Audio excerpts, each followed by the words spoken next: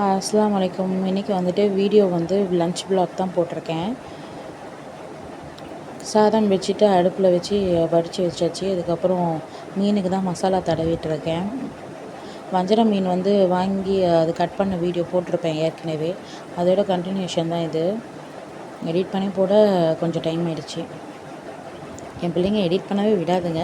பக்கத்துலேயே உட்காந்து பேசிகிட்டே இருப்பாங்க. அதனால் எடிட் பண்ணுறது பண்ணிட்டாலும் பேசுகிறது வாய்ஸ் கொடுக்கறது கொஞ்சம் டைம் ஆகிட்டே தான் இருக்கும். அதனால தான் வந்து எப்போ பார்த்தாலும் லேட்டாக வந்து வீடியோ அப்லோட் பண்ணுறது. பிள்ளைங்க சின்ன பிள்ளைங்க இருக்கிற வீட்லேயே அப்படி தான் எல்லாருக்கும் வந்து கஷ்டமாக தான் இருக்கும். வீடியோ வந்து போடுறவங்களுக்கு அந்த இது தெரியும் கஷ்டம்.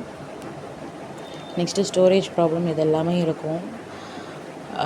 அதையும் தாண்டி நம்ம பண்ணிக்கிட்டு இருக்கோம் அப்படின்னா எதுக்காக அப்படின்னா சரி ஏதோ ஒரு பொழுதுபோக்கு ப்ளஸ் வந்து ஏதாவது ஒரு நம்மளும் ஏர்ன் பண்ணணும் அப்படின்றதுக்காக தான். உங்கள் சப்போர்ட் இல்லாமல் எதுவுமே பண்ண முடியாது. கண்டிப்பாக வந்துட்டு எல்லோரும் ஒரு சப்போர்ட் கொடுப்பீங்க அப்படின்ற நம்பிக்கையில் தான் நான் வந்து யூடியூப்பில் வந்து கால் வச்சுருக்கேன். மறக்காமல் வந்து சப்ஸ்கிரைப்லாம் பண்ணிக்கோங்க. மீன் குழம்பு வச்சுருந்தேன். மீன் குழம்போட ரெசிபி ஏற்கனவே வந்துட்டு நம்மளோட சேனலில் இருக்குது, போய் பார்த்துக்கோங்க. நான் எப்போவுமே இந்த மாதிரி ஸ்டைலில் தான் வைப்பேன். ஏன்னா எனக்கு வந்துட்டு இந்த மாதிரி வச்சு சாப்பிட்டா ரொம்ப பிடிக்கும்.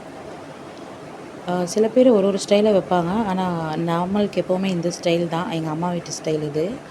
இந்த ஸ்டைல்லே மீன் குழம்பு சாப்பிட்டனால அது என்னவோ இந்த மாதிரியே தான் சாப்பிடணும்னு தோணுது.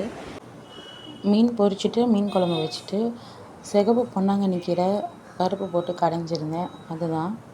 வீடியோ பிடிச்சிருந்துச்சுன்னா சப்ஸ்கிரைப் பண்ணிக்கோங்க. தேங்க்யூ.